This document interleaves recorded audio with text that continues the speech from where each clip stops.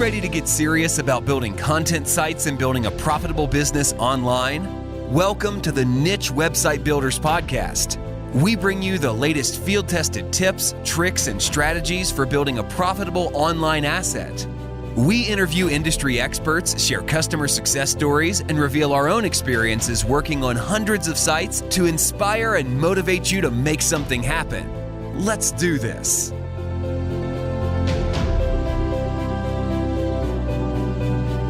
Welcome to the Niche Website Builders Show. Today I speak with Ron Stefanski, who blogs over at the1hourprofessor.com. Now, Ron's been building sites for many years now, and in the show, he shares some of the insights in how he goes about building a successful content site. We also talk about how he goes about selecting niches and ascertaining whether they're going to be profitable before embarking on a new site. We also talk about how he structures his sites and the link building strategies he favors. Ron also shares some really interesting tips on how he uses Facebook groups to grow the revenue of his content sites. But most painful of all, we talk about how he lost $233,000 on the sale of his biggest site just a few weeks ago. I hope you enjoyed the show. This episode is brought to you by Niche Website Builders, an agency dedicated to helping people just like you build profitable content sites. Niche Website Builders are the hands-off content site marketing agency you always wished existed. It's run by content site marketers for content site marketers, and they help both investors and individuals alike build profitable online properties. They provide a fully outsourced approach to content creation, link building, and done-for-you website builds, the same approach they use on their own six-figure portfolios. For example, their content packages come with a proprietary keyword research process, are written by in-house native English speakers, formatted using templates proven to convert, and uploaded to WordPress with affiliate links added so that all you need to do is hit the publish button. Check them out at nichewebsite.builders/show. That's nichewebsite.builders/show and fill out the form to get coupon codes for 10% more content or a 10% discount on links with your first order sent right to your inbox. Okay. Welcome to the Niche Website Builders Show. Today I have Ron Stefanski on the show. Ron is a veteran builder of content sites and blogs over at 1hourprofessor.com. Ron is super transparent with his strategies on his blog and shares his income reports. I've been following Ron for a little while now, and so it's really good to have you on the show, Ron. Yeah, Mark, no, I'm absolutely thrilled to be here. Before we start, I was just telling you this before, I got to tell people the background, because I know people are like, what is going on? So I had issues this morning, tech issues, and I've relocated in my wife's office, she is also a YouTuber. So that's what's going on with the background. That's why you're seeing this little llama and some other things. So I had to say it. But yeah, thanks for having me. That's your story, right? And you're sticking to it. Yeah. Cool. So, I mean, so it's great to have you on the show. I've been following your blog for a while now, and of course you're known online as the 1 Hour Professor. But I mean, it'd be great for you to kind of introduce yourself and tell us a little bit about your background before we kind of get into the meat of the show. Yeah, for sure.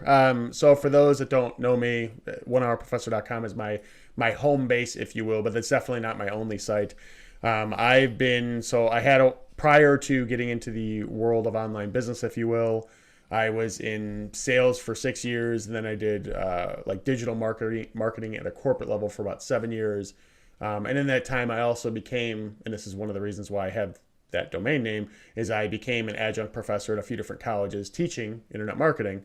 And then, at this point, it's been about 7 years ago or so, I decided to really push hard on the idea of creating online businesses. And essentially I started and had a whole bunch of failures. And then probably at about year 6-ish, I should say 1 year in, that's what I'm trying to say. About 1 year in, I actually found some real success with one site. And then I started to build it out, and it got pretty big. And then I was like, I should rinse and repeat. So then I did it with another site and another site and another site. So now I have a portfolio, and I know we'll get into this, but I've sold a few off as of late. But now I have a portfolio, I believe it's 6 sites. It's either 6 or 7. I'd actually have to look. But for those wondering, how could you lose track of sites? It's because I I'm a big proponent of outsourcing, and I am actively myself working on like maybe two at a time, but I have a team that kind of handles it. And some of them are just sitting, and they've been sitting for months and just making passive income as well. So Awesome. Awesome.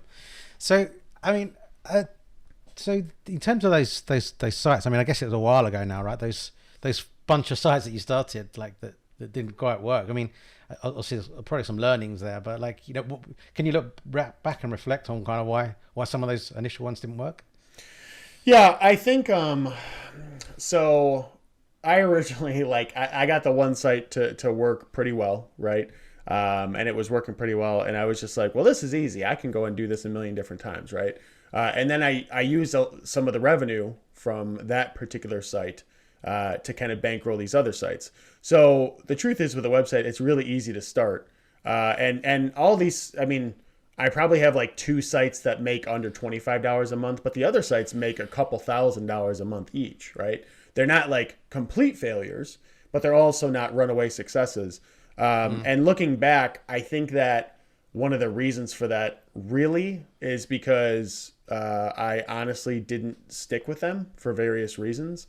Like one is really focused on, and the whole model was really focused on Amazon affiliate was like the big thing.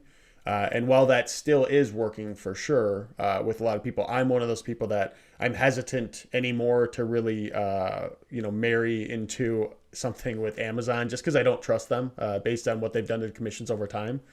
So to me, that site has done really well, and it grew to a certain point. And then I saw what Amazon was doing with commissions, and it was like, you know what? I don't know if I should really keep spending my time here because I could try to build this up, and then one day they may come down with the hammer, right? So like that was one that I kind of abandoned, but that still makes me, I think last month, because I don't think you said this yet, but I share my income reports every month online on 1 Hour Professor on how I'm getting revenue and everything. Last month, I think that one made like $1,700, right? Which is, that's something. But most of it isn't from Amazon. It's mostly from display ads. So that particular site I kind of abandoned for that reason. Then I had another one that was in like fashion that was my wife and I had obviously created, and she kind of bowed out, and I was like, well, I'm not all that interested in this topic. So I kind of bowed out at the same time. So there's been, every site, I don't have like a blanket statement. Every site, there's a specific reason that I kind of moved on. And I've also over time realized that it is definitely better because, at one point I was managing like 6 or 7 sites actively. I've realized if you really want to have any success, you've got to narrow it down and not work on too many at a time. So now the max I'll really work on actively at a time is 2. So, yeah, I totally agree. I mean, over time, I've seen, I guess the most common failures I see is people just giving up too soon, or just not spending enough time in it. Like if you just push on, and you're doing the right things, you're probably going to get there eventually. It just might take longer than other sites, but yeah. And I mean, totally even with these sites, I would say I'm guilty of that, right? Like I definitely think I have 2 sites right now that have, one's making around 1,700, one makes just over it's like 2,200. And to some people I know, they're like, oh my gosh, that's crazy. It's really just the tip of the iceberg with these 2. But I just, for my own reasoning, I don't want to dive in further. I'd rather focus on like my own personal brand. I get more enjoyment out of that. So if I would have kept pushing on, I have no doubt that they probably could be a lot bigger than they are, but I just haven't done that. I agree. I think we've all got those ones that we just started and never quite continue on with for whatever reason. But yeah. As long as they're making passive income, it's okay. Because it's like, all right, well, I guess I'll just sit here and collect a check then. I may end up selling those in the future too. But for now they're sitting. Yeah. Cool. So are you still teaching? Are you still a professor? Yes. So when I originally started, I was teaching at 3 different schools as an adjunct, and had honestly, I'd have like 5 or 6 courses a session, which was pretty significant. That's like every 8 to 10 weeks, I'd have 5 to 6 courses. 2 of the schools that I am still technically employed at have reduced their course load. So I barely ever teach at those anymore. I mean, once in a great while, I'll pick up a course. But there's one school that I'm a part of that I teach usually 2 courses a session. So it's 2 courses every 8 to 10 weeks. And honestly, it's been hard to leave that because I've been at it for such a long time, and every course I've taught, right, there's a process to it and a system to it, and I built out like everything I've had to build out to where it really just doesn't take that much time. So it's always been a nice thing to fall back on, like, hey, just in case my whole business disappears overnight, at least I've still got this. And it's decent money for the amount of work. So I don't know, one day, I don't know what that number is. One day, hopefully I'll trust myself enough to leave. But yes, I am still teaching, and I don't mind teaching. I really don't. I actually like teaching, people how to create online businesses, but I also enjoy just teaching students. I think it's just good to be connected in that too. So. For sure. I mean, I'm sure you'd if you hated it that much, you would leave sooner, right? Yeah. I guess. Yeah. Exactly. Yeah. Exactly. Yeah, for sure. Cool. So, so your blogs at the moment, you said you're kind of moving away from Amazon a bit. How are they primarily monetized, your portfolio? So I am a little bit unique from most people because I know a lot of people do like Amazon affiliates and various affiliates. I actually really found success with display ads, and making revenue that way. I originally was pretty much all Google AdSense. And then I don't know if you ever saw this previously in my YouTube and everything, but I had issues with Google AdSense saying that I had invalid clicks, which is still, frankly, a mystery. The whole thing is kind of weird, and I don't know. It seems shady to me. So I was doing all that, and then because that happened, basically transitioned everything over to Ezoic, because they have like protections in place and can actually have a team that you can talk to help you with this kind of stuff. And they've done great. So they've been really good. So I pretty much have most of my, any of my display ads are there. But at this point, I've been really in the world of mostly display ads, probably 90% display ads and like 10% affiliate. That's probably where I was coming from. Now I'm starting to, because display ads are good, but in terms of a monetization form, it's pretty low, frankly. Like it's like the lowest hanging fruit. I mean, you can make decent money at it. I was able to do it. But what I've kind of gotten more into now is focused on actual affiliate marketing. Not so much Amazon, but other companies out there, like software products, just products in general, right? Like all different types of software and services and things like that. And then also what I've been diving further into, what I will be diving further into, is info products. So creating my own courses. I have a million different things in my head. I just have to like spit it all out, right? Like it's kind of tough because creating courses isn't all that easy. It takes quite a bit of time. So I'll be diving further into that, but it's mostly, in the past it was mostly display and some affiliate. Now, personally, I'm shifting to much more affiliate myself. And then I will be doing informational. And the nice thing is with the display ads, I'm still making that passive income from those, right? Because the sites are just sitting there.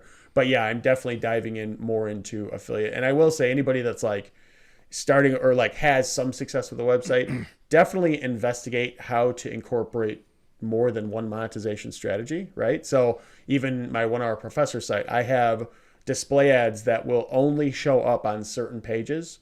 Like only certain pages that they're not making much money at all in any way. They may make a little bit of affiliate, but I think, okay, I could probably make a little bit more if I throw on display ads, right? Like on some pages, and then other pages, I have no display ads whatsoever. So I'm trying to kind of stack them, and I'll be throwing on the monetization of informational products as well. So that's how you really make a lot of money with sites, is when you're stacking different monetization models. So yeah. Yeah. And what makes you decide not to put ads on some pages? So usually it comes down to who are the affiliates on the page, right? Yeah. And how much those affiliate engagements are worth. So for instance, one of the terms that I'm ranked near the top of Google, I'm not number one, I mean, depending on where you're at, but I'm like top 3 for like best online course platforms or online course platforms. So those particular softwares, they will pay, if you sign someone up, it'll pay you 30% recurring commission, right? So if I sign someone up today and they're paying 30, or they pay like $100 a month, I may make $30 a month for 10 months. Obviously that's very well paying, right? And that's like an extremely competitive keyword, by the way. So, but the point is that one, there's no point in putting display ads on there, right? Because if I do get a display ad, whoopee, like someone clicks and it's, 5, 10, maybe 15 cents versus, hey, I sign them up once and then I can make 100 or more off of each person. So it really depends on the page itself and who the affiliate is and what they're doing, right? It just all depends on that. So. Okay. Totally makes sense. Yeah. So, so at the moment, so you're using Azoic for this one site. I mean, is it using Azoic across all of your sites in terms for ads, or using other networks? Or at this point, it is all Ezoic. I am using all of them. The other ad networks, in my opinion, there is a false, I guess you could say, narrative out there that the idea is that you go from AdSense to Ezoic, to Mediavine, then to AdThrive. That's like what everyone thinks that it's supposed to go. And I have been working with, personally with Ezoic. They had reached out to me and we're working together. We've been kind of collaborating on some things for a while now, and understanding their technology and how it works and the artificial intelligence and the way that they optimize. I actually don't think that it would be in my best interest to move away from them, because I know that with time they get better. And many of the other networks, they're good and they use a part of artificial intelligence, but there's a lot more human interjection, if you will, into the whole process. And basically, on my own belief and what I've seen with my own sites and how they've increased, I just don't know that it would be worth switching, because they may be able to make me just a teeny bit more, or they'll make me less, which is never good, but they may be able to make me a teeny bit more, maybe.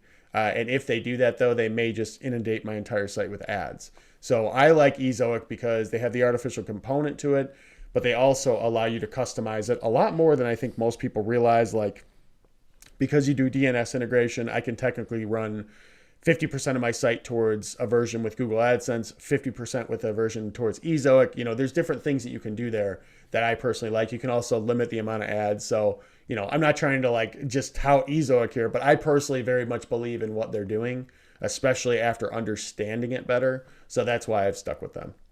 Yeah, I understand. They're doing great things over there. I think. Yeah, they're definitely moving that kind of that business in the right direction. I think it's a bit stale and a bit old, and they're kind of showing, like I said, that's the whole go from here. They were like step 2 in the process, and now they're trying to help people realize, hey, we're not step 2, we can keep going with you. And now that I understand it better, I very fully believe in that. So yeah, cool.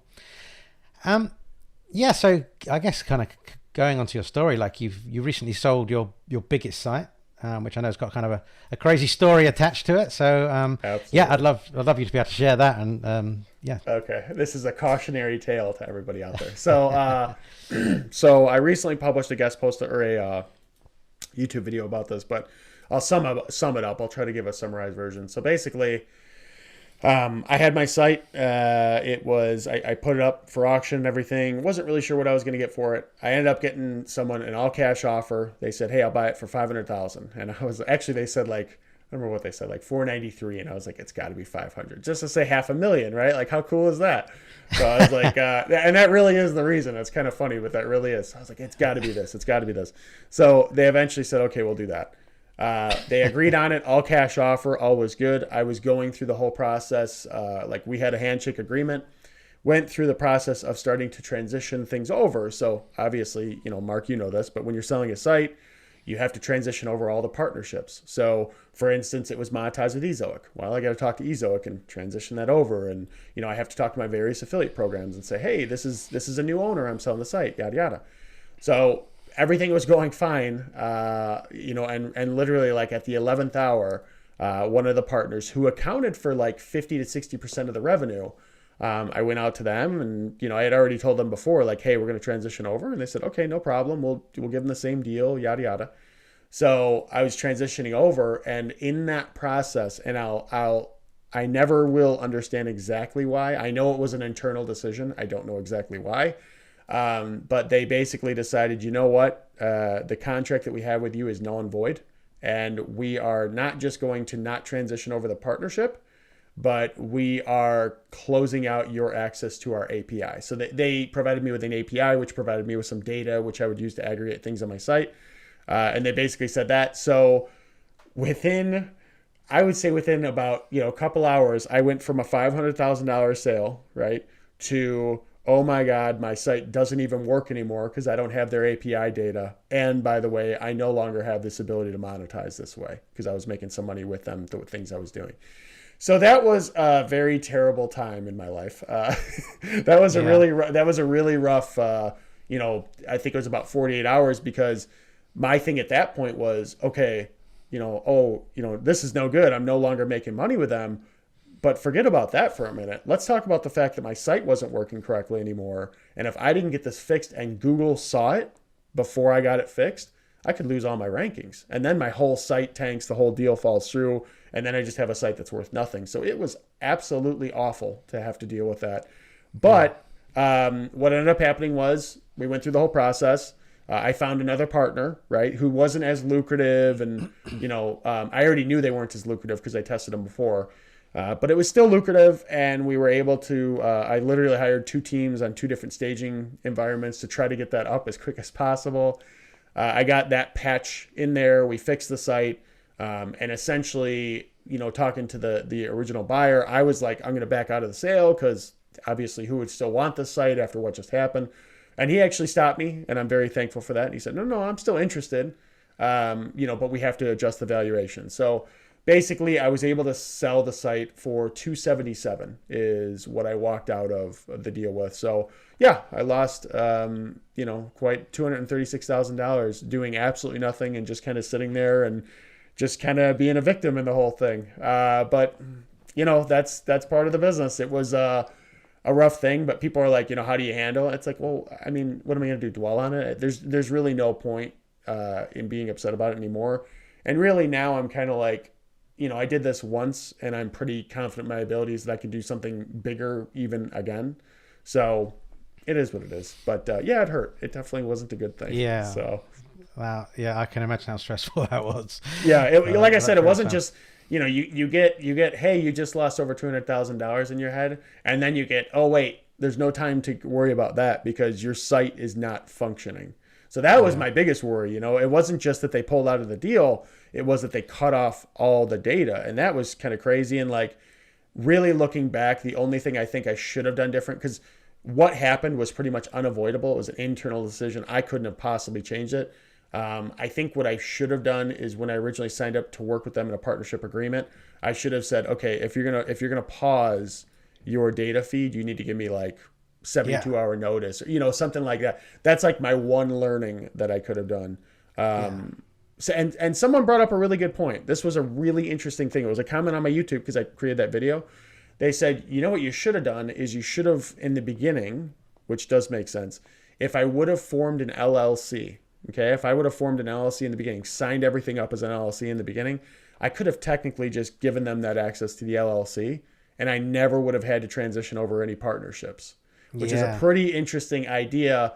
The problem with it was even if I, later would have created an LLC, it would have been like, okay, now I've got to transition it to the LLC. And then they would have said, maybe, hey, we're going to stop this partnership right then and there. Right. So like it never would have even gotten to where it did. So, but that was an interesting strategy. I was like, man, that's true. I could have just given someone an LLC and they would have had access to the whole site. But too little, too late. It doesn't matter. So.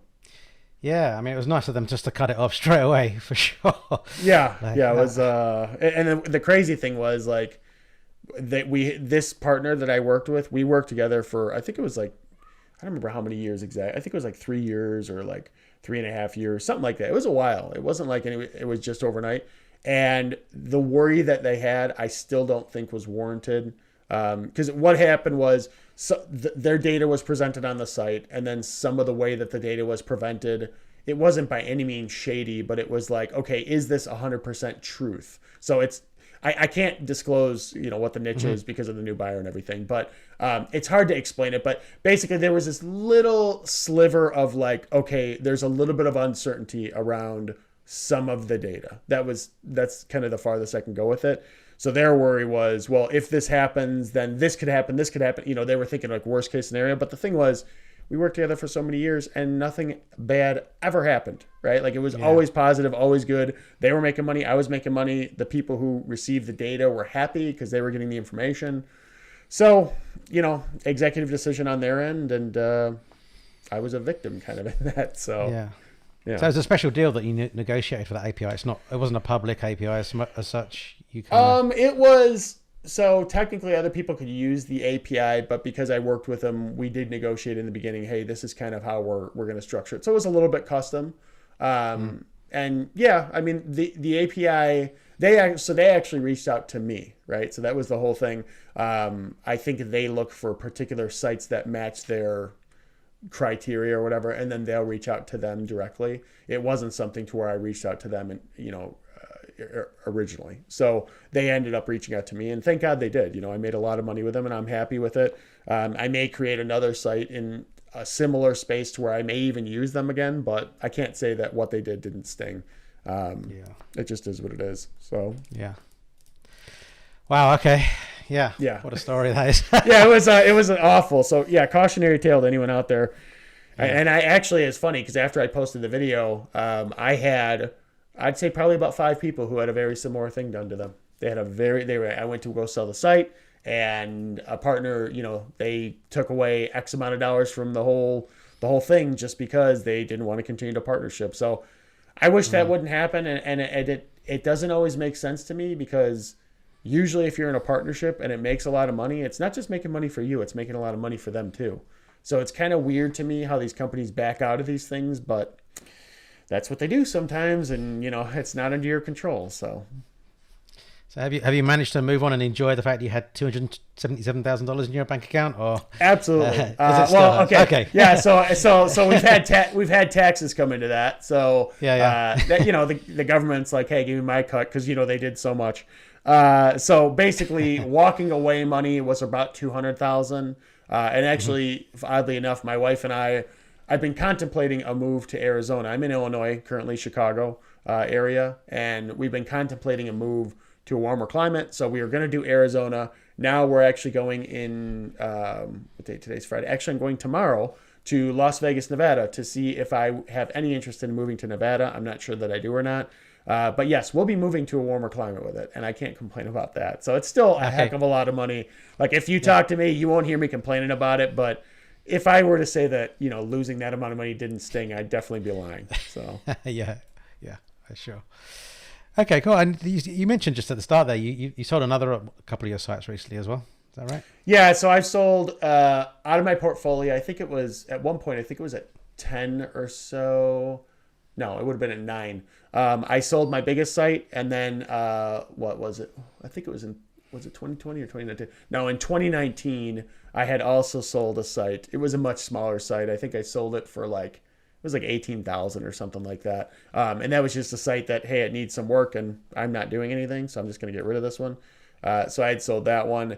And I'm trying to, like I said, I may end up selling a few more of my sites just because I'm trying to kind of consolidate down. Because like I said before, I subscribe to the theory of I can make all these different sites and hire all these people to manage all these sites. And I've realized that I'm pretty good at managing the sites myself, and I kind of need to really focus on them.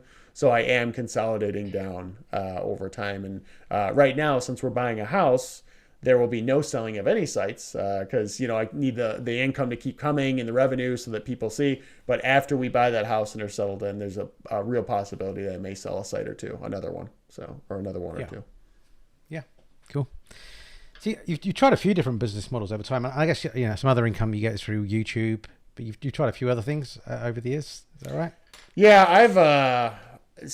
I have shiny object syndrome. It's definitely more under control than it used to be. But I've definitely tried quite a bit of different things. So I originally tried to complete. So the original, when I created 1 Hour Professor, which was right around when I started, right? When I created that brand, my original thing was I had discovered Pat Flynn, Smart Passive Income, and I was like, I'm gonna beat that little guy. I'm gonna create all these courses. I'm gonna make all this money.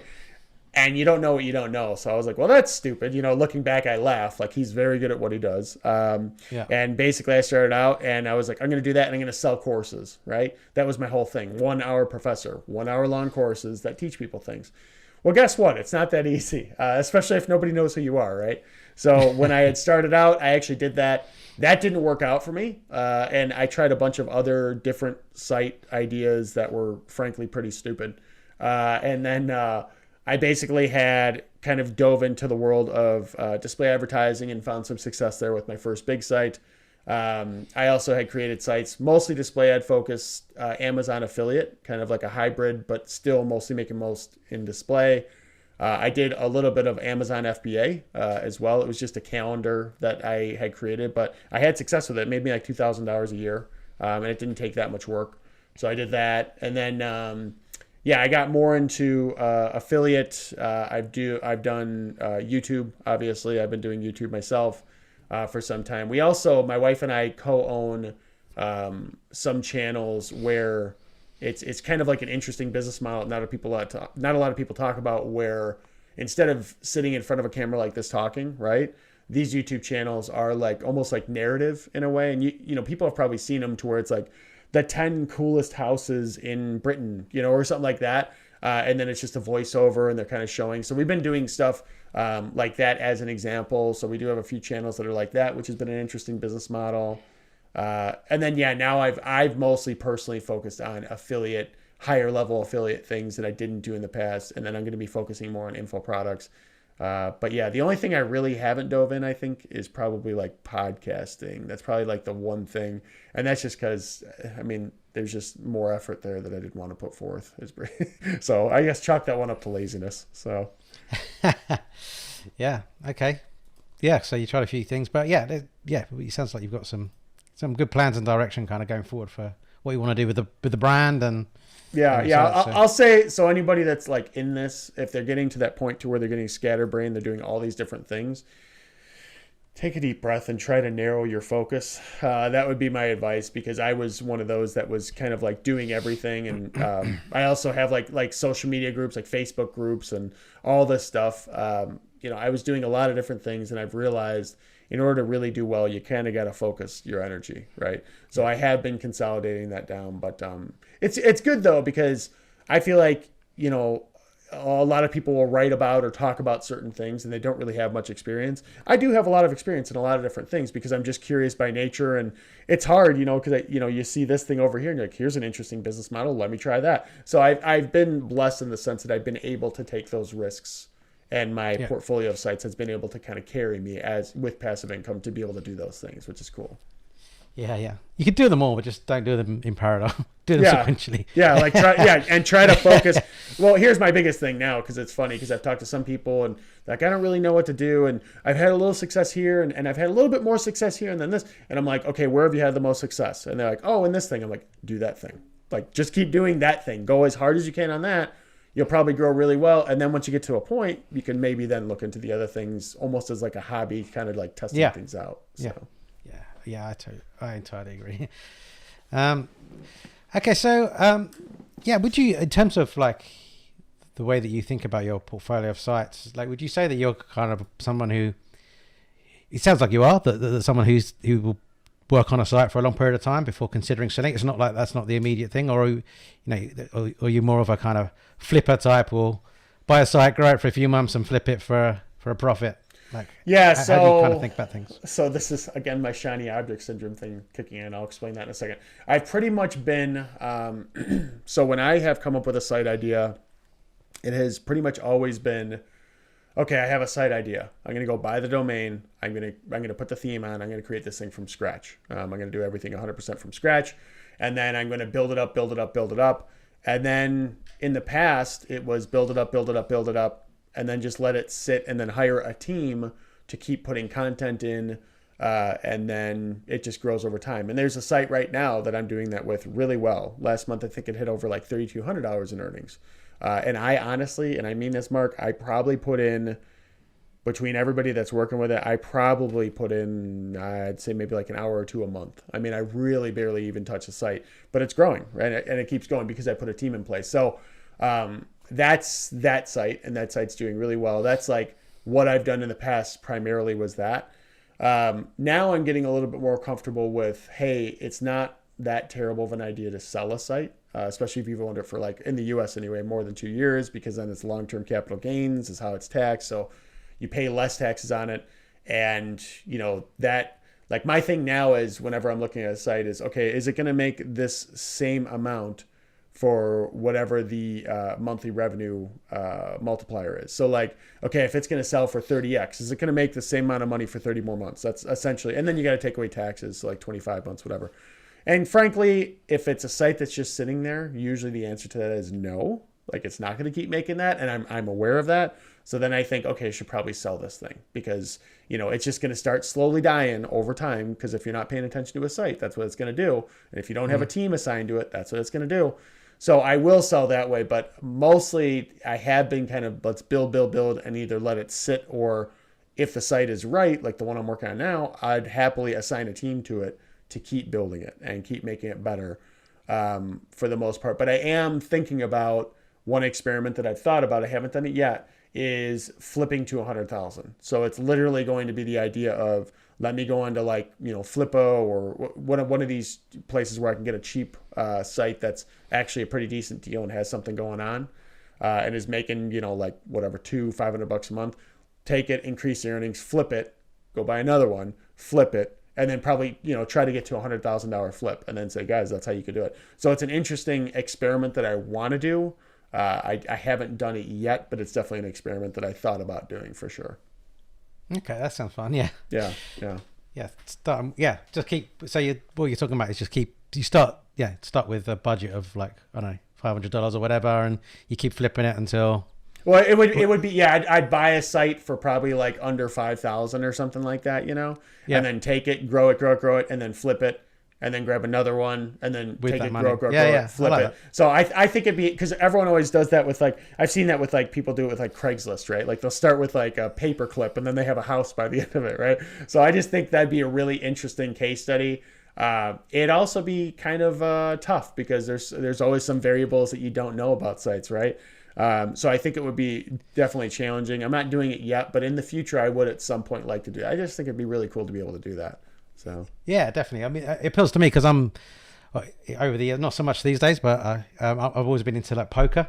And people do about, like, they start at the lowest stakes, with like $50 or whatever, and then turn it into like $10,000 or whatever over a period of time, and they just keep going up the stakes as they kind of build their bankroll. That sounds like similar to that. Yeah, I'm actually a big poker player too. I'm a big Hold'em. I don't do Omaha so much, but Texas Hold'em I'm a big fan of, and I've played countless hours of poker. So yeah, me too.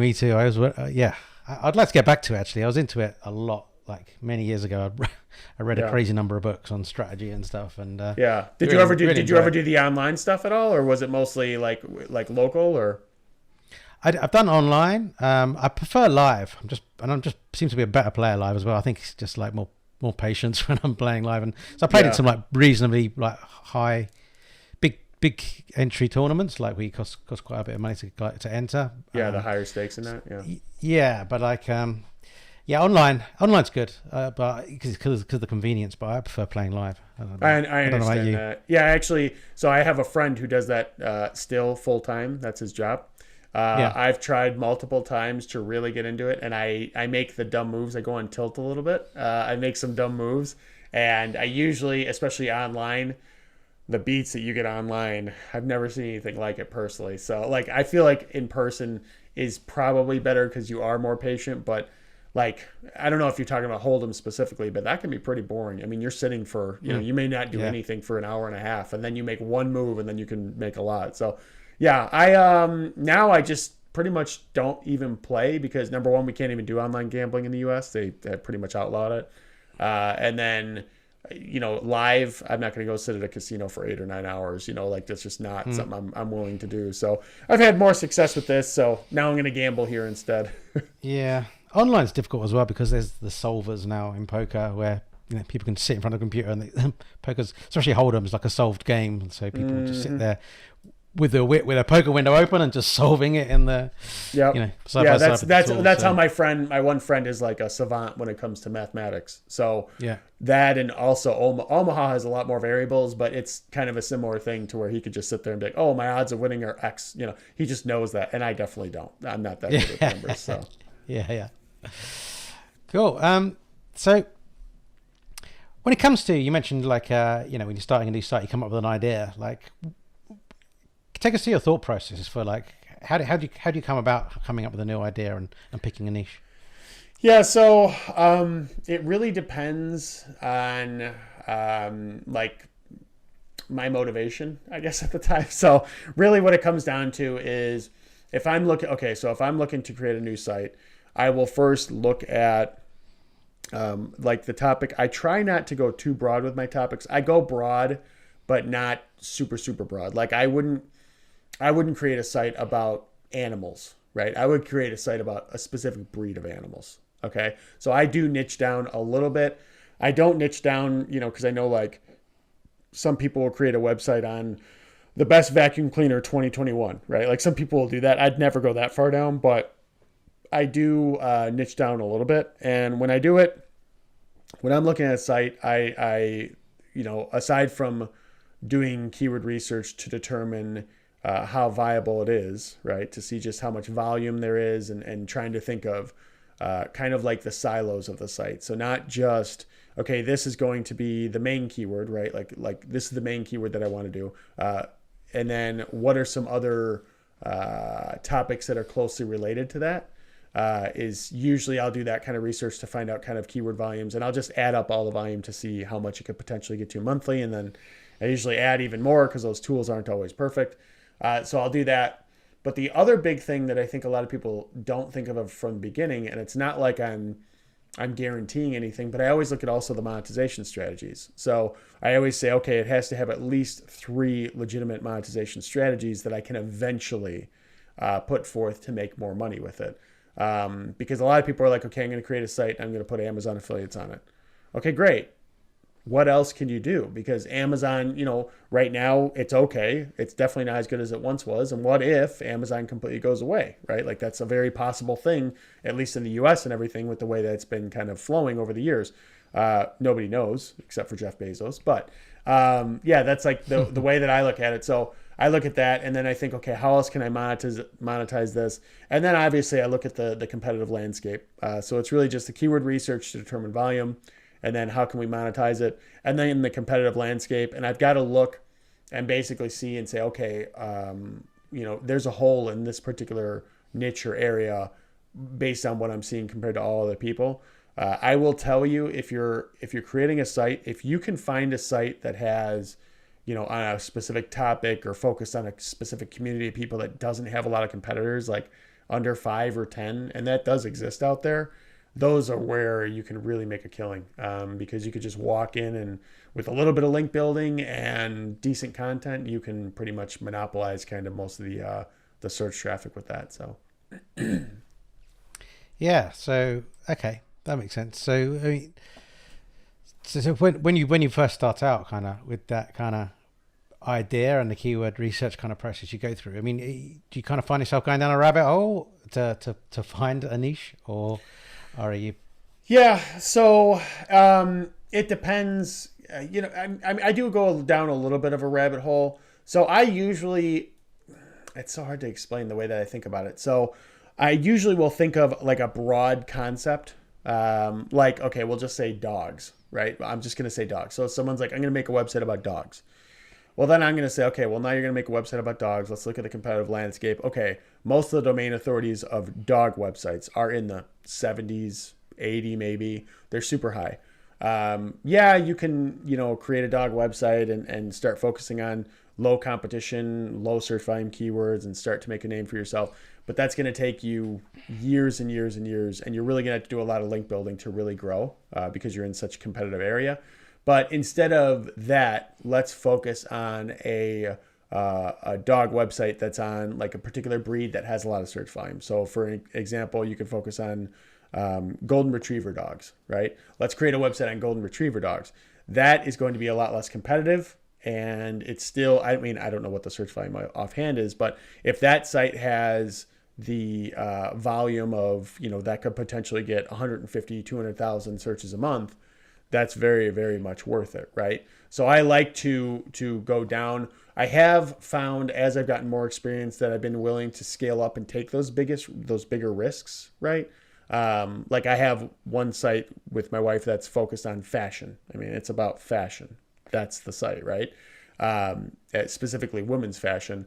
And obviously not my number one topic, something that I really am passionate about, but I was like, hey, it looks interesting. My wife really likes that stuff. And we went into it and we started to build, and we got links and this, that, and the other. And we make some money, but that makes like maybe between 100 to 150 bucks a month because it's so competitive and it's such a difficult thing because we had to do a lot of link building to get to it. So for me, when I'm looking at them, I'll try to niche down a little bit. And as long as it's viable and can be big enough, I'm willing to go into it.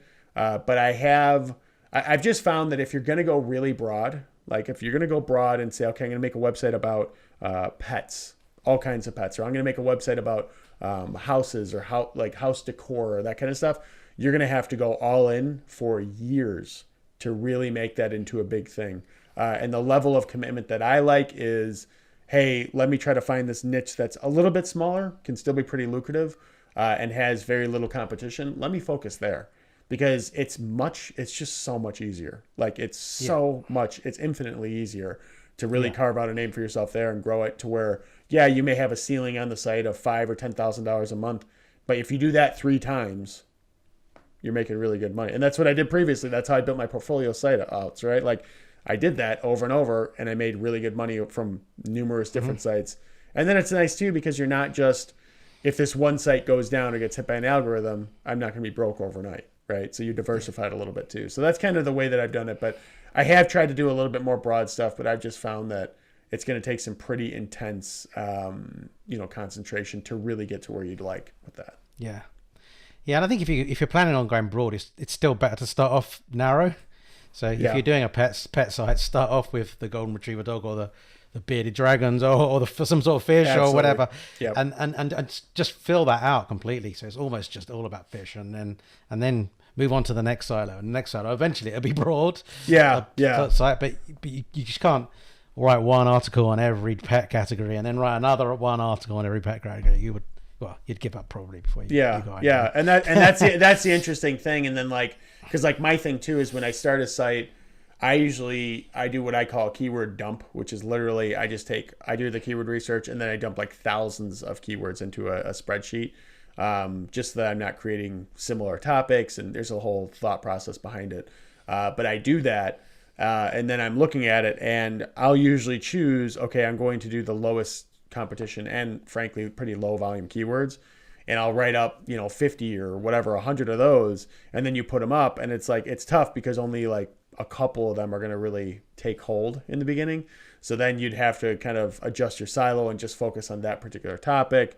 So I don't know, it gets a little tough, but there's definitely something to be said for focusing on those silos one at a time. My biggest thing, and where I struggled with it in the past is, okay, I've got to focus on the silo, but how do you discover what that silo is? Well, you have to write a lot of different content, a lot of different things to see what's really taking hold.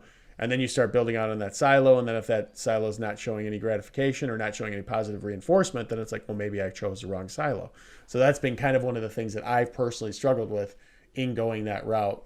But frankly, I think the bigger thing is I was creating sites on things that, like I said, it was about fashion. I'm not the most fashionable guy in the world. My wife literally tells me what to wear. It's just easier on me. So I just here, I literally, if we're going out, I'm like, could you just go into my closet and pick stuff? Because it's just easier than me trying to figure it out. So I'm not a fashion guy. So I would say, I know everyone's like, oh, follow your passions. And if you have a passion that doesn't pay anything, that's not going to work. But if you have a site or you're creating a site, at least have some interest or some passion into it, to where it can hold your interest for a long time. So yeah. So you mentioned kind of silos just then. So how do you think about your site structure when you're starting a new site? What's the thought process behind that? So anytime I come out with any type of idea or just site idea in general, I'm always looking at it from a silo perspective and thinking, okay, just kind of high level, where I'll go into a spreadsheet. Before I create a site, I probably spend a good 5 to 10 hours inside of an Excel document or a Google sheet, right? Because I'm trying to really structure it and understand, okay, how can I organize this? and where does each of these fall. So like there's product recommendations here, and then there's informational resources, like almost like databases of information that I can provide to people here. Like with the golden retriever thing, right? It might be, okay, we have product reviews here, and that's going to be one silo, right? So we're going to have product reviews. And then we may have veterinarians, like specialists with golden retrievers, obviously a generic example, but kind of the idea, okay, that's an informational hub that we can create there with a silo. And then we can talk about their diet, and then we can talk about their health. Like I always think in those terms. And what I like to do is I'm a big fan of like data. Data never lies. It doesn't lie. It doesn't matter who you are. It's always going to tell you the truth. So when you're looking at things, that's why I'm a big fan of exporting just a pretty large amount of data and then looking at that and categorizing off of that, because then I'm able to kind of say, okay, what I usually will create like a category inside of an Excel spreadsheet. So I'll have all the keyword data, and then I'll have category, and then I'm just assigning, okay, these keywords are about diet. These keywords are about this thing. So I like to look at it that way in a silo, like architecture way in the beginning. And then, yeah, I'll usually kind of just, like I said, I'll basically throw up, 10, 20, 30 articles from all over the place pretty much. And then I'll see what takes hold. And then I will start to focus on whatever was taking hold. That's usually how I do it. And then I'll build out that silo and then go to the next. But like I said, my problem in the past is I've been working on sites where I'm not passionate. I just don't care, because that takes patience too. Because when you create a silo, it's almost like creating a new site. Like you'll get some traffic in the beginning with that silo, but you need to keep focused on that silo in order to really build it out. And if you're kind of like how I have been, because I've created sites in the wrong areas to where you have no interest, then you create like 5 articles. Maybe we should try this one, because you want to try the other one. And then, maybe we should try this one. And then nothing really big ever happens. So, yeah. Yeah, totally. I've been there myself. Yes. Yeah. So there's definitely some patience needed, for sure. And I frankly haven't done much of that in the past but I haven't done many really broad sites. I've done basically 2 really broad sites. One of them is on like a holding pattern, and it's just sitting there. It's the fashion one, because I just don't care. And then I have another one that we're working on, and we are doing exactly what I said with the silo stuff. And it's taking time, but it's starting to show some positive things. So yeah. Awesome. And in terms of like social media channels, is that something that you look at when building out sites? Do you consider social media as a good? Yeah. So I pretty much hate social media, to be honest with you. The only thing that I like is I really like Facebook groups because it allows you to create a community around the topic. So oftentimes, and this is like a helpful hint, people are like, okay, well, I got to create the site, and they're like, I got to create an email list, and I got to get people into the email list. How do I get them in? One of the best things I've done is I will create a site, and at the same time, I'll create a Facebook group with it. And what I do is I say, hey, join our email list in order to join our Facebook group, our Facebook community. That actually has worked really well. I like the Facebook groups because when I create sites, the most success I've ever had is created sites with people who have a particular problem, right? So like as an example, and this isn't a site I do because it's in the medical area, but like if you wanted to focus on like a site that was all about people who had breast cancer or something like that, you could create the site, have a bunch of information about that, and then also create a Facebook group for people who have breast cancer or survivors of breast cancer. Again, I don't recommend this because it's medical, and there's a lot of different things that make that more difficult now with Google. But generally speaking, I've had a lot of success with that because not only are you getting the information out there and getting your site and you're drawing people into that, but you're also now creating a community of people who are all sharing in the same issues, if you will.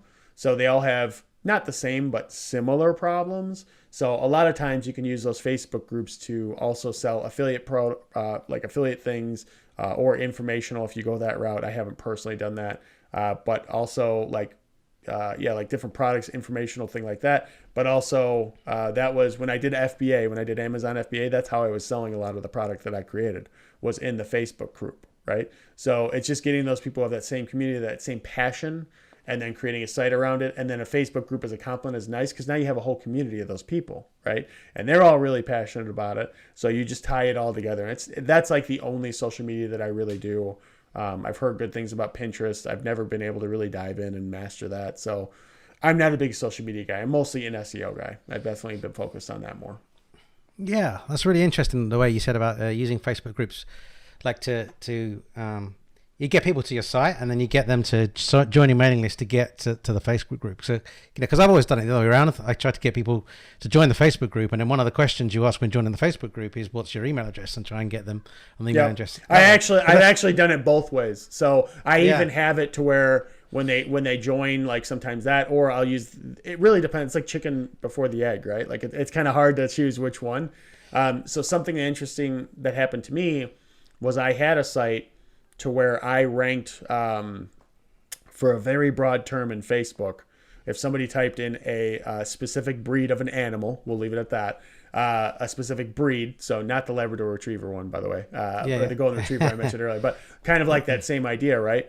And when they typed in the name of that animal, my site was number one. My Facebook group rather was number one. I was getting like 50 to 100 people a day signing up to that. It was crazy. So I ended up doing exactly what you're saying. Like, hey, do you want to receive a free email from this? I would say really, if you can do both, that's kind of a good thing because it just complements each other. And if you grow that community along with your site, it really can be very beneficial down the road. There's a lot of ways to monetize those sites. You can also interview people. There's a lot of things that you can do with that community. So yeah, no, I really like that because because the way that I've done it in the past with Facebook groups, it's not necessarily successful. Like if you can do what you say and rank the Facebook group, that's good. But sometimes it's just Facebook groups just don't get found, and but if you're doing it the other way around, like I'm really good at ranking sites for SEO, like yourself. If you can get people coming to your site and then push them to the group, then that's worked really well for me. Yeah, I have too many Facebook groups with, I don't even know, over 5,000 people at this point. And I will say it becomes, because I know people are thinking, okay, well, if you do that, that's great, but then you have to manage the Facebook group, right? Well, what I will say is that Facebook has done a very good job in that they have a lot of different ways to kind of monitor your groups now. So you can basically say, okay, if anyone says any swear word, I want that flagged and I want to see it. So you can do that. And then you're going to get people who spam. It's so annoying, but you're going to get people who spam. So like a way to safeguard yourself against that is you always ask the questions. You're familiar with that because you just mentioned that. You ask the questions at the beginning, and if they're not answering anything, decline. Every time, decline them. And then so that works. But yeah, and then what I did with the one group that had grown really big because I was ranking organically on Facebook for a particular term is I ended up they gave you the ability within Facebook, their group tools, to see the most engaged people, like the people that are most active in the group. I actually just reached out to like the top 3 most active.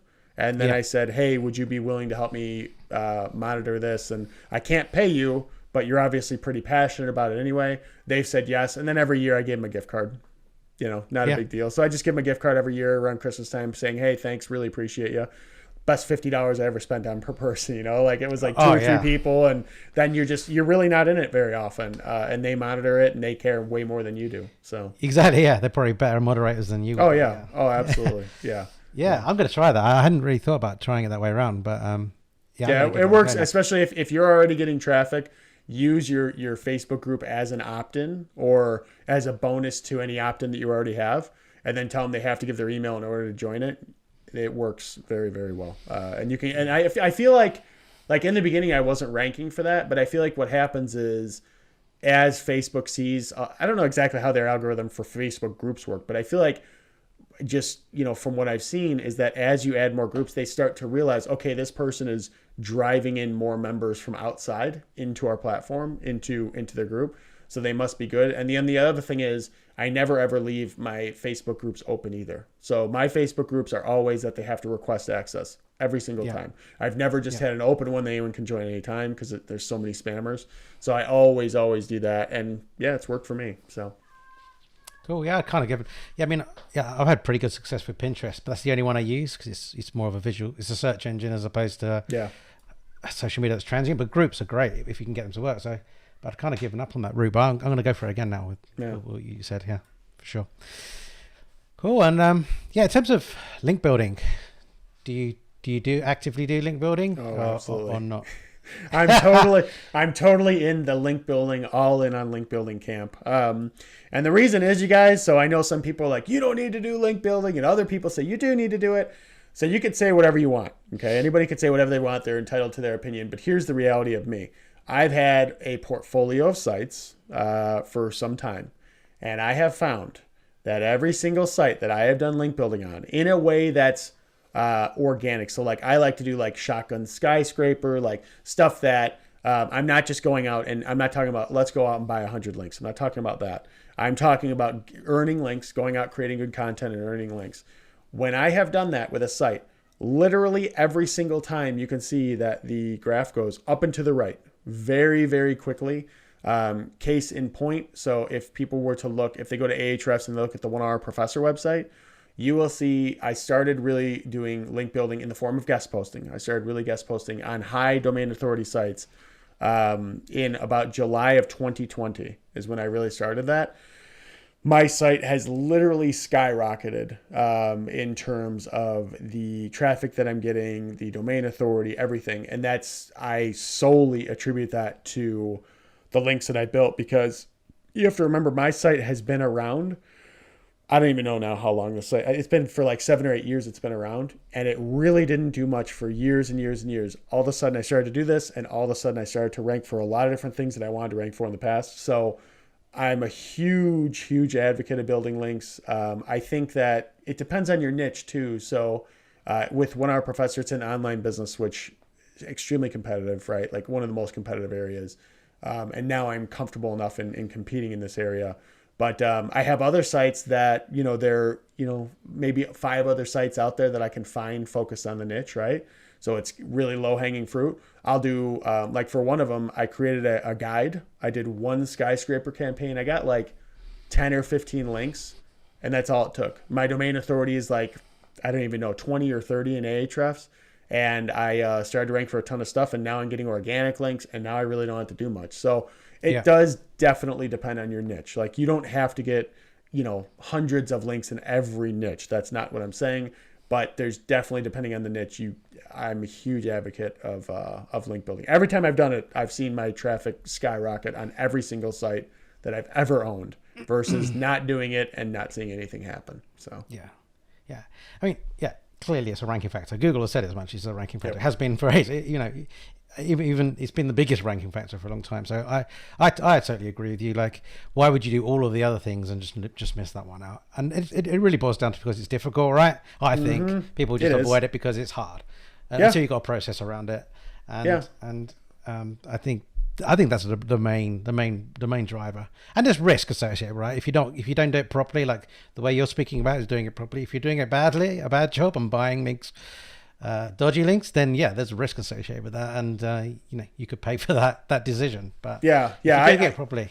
I usually am an advocate of like because some people are like, well, should I ever buy links? And I think that. So there's kind of a skill, and I'm sure you have this skill. Some people, I don't know if everyone listening does, but there is a skill to looking at a domain and saying, is this domain worth getting a link from? There is a set of skills. You have to look at where their outgoing links are already pointing. You have to look at their traffic. You have to look at their domain authority, where their quote unquote neighborhood is in terms of like other sites that are like them. So there is a skill to that. But once you've mastered that, if you once in a while think that it makes sense to buy a link or buy like the ability to do a guest post, I think some people can do that.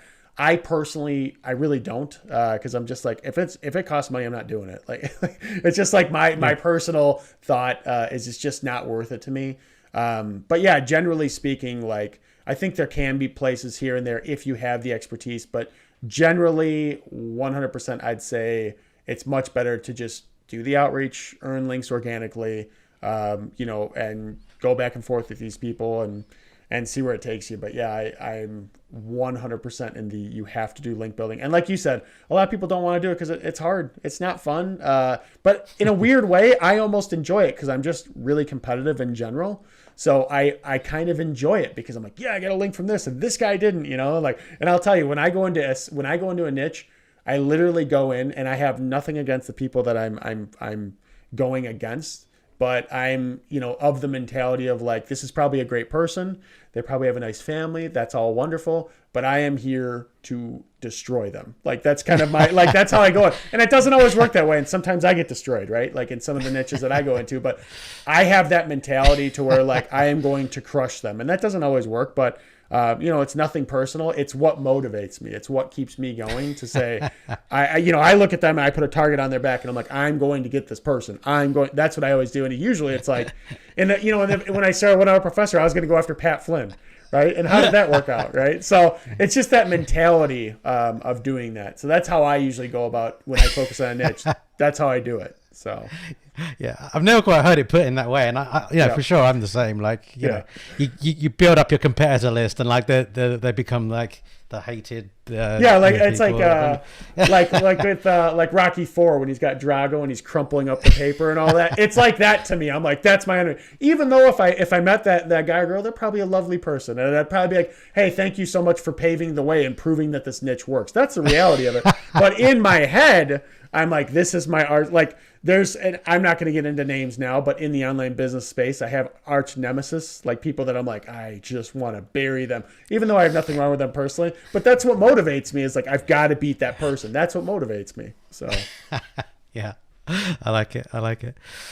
Cool. All right. So before we wrap it up, is there anything else like you'd like to chat about or discuss? Anything you're getting up to on 1 Hour Professor we should know about? I mean, not so much. Like with 1 Hour Professor right now, what I will say, so we didn't touch on it too much, but I dove really heavily into YouTube in 2020. That was my year of YouTube, if you will. From the start of the year to the end of the year, I had committed to doing 3 videos a week, every single week. I made it to the second week in December, and then I had a hiccup and I stopped, I didn't stop completely. I only got down to 2 a week, and I also got burnout. YouTube has been a very interesting experiment that I've had some difficulty with.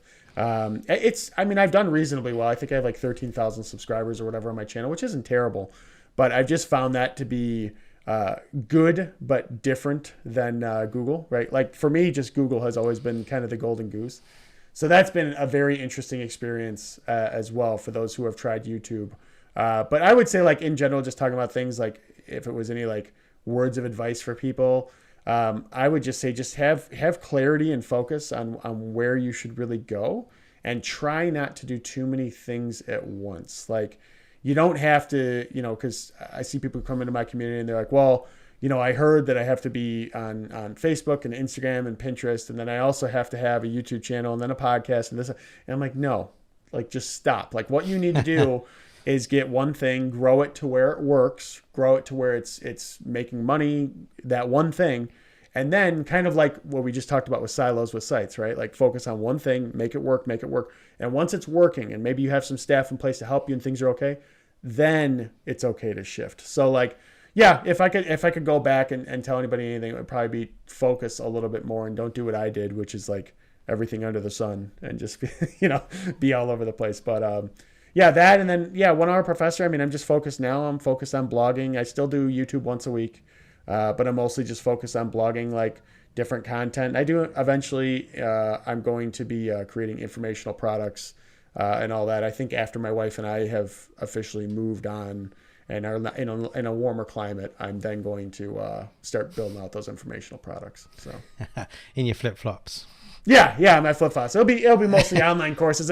It's funny because I'm like here and it's cold and the weather isn't great all the time and I complain about it. And I'm like, I want to move to a warmer climate so that I can go and sit inside my office and make online courses. But, end of the day, I think it's a better living arrangement to be somewhere warm than here. So, yeah, sure. Cool. So for people that want to learn more and want to know more about you and follow you some more, like where should they go? Just 1hourprofessor.com, spelled out 1hourprofessor.com. So on Google, or just, any browser, whatever, you can do that. But also, if you want to check out my YouTube channel, got quite a few videos there. I think a lot of them are helpful, and that's just under 1 Hour Professor as well. So really, just type in 1 Hour Professor somewhere, and you'll find me. Great. Well, I want to say again, thanks so much again for joining us, Ron. I really enjoyed the chat. So yeah, absolutely. Yeah, Mark, it was nice to meet you. Had a lot of fun. Great. Thank you so much. No problem. Thanks again for tuning in, and I hope you enjoyed the show. If you're listening to the podcast version of this episode, please subscribe on iTunes or wherever you listen to your podcasts. Please rate and review, as this will allow us to grow our audience and create more shows like this one. If you're watching on YouTube, please subscribe to the channel and click on the bell to be the first to know about any new episodes that we release. Until the next episode, goodbye.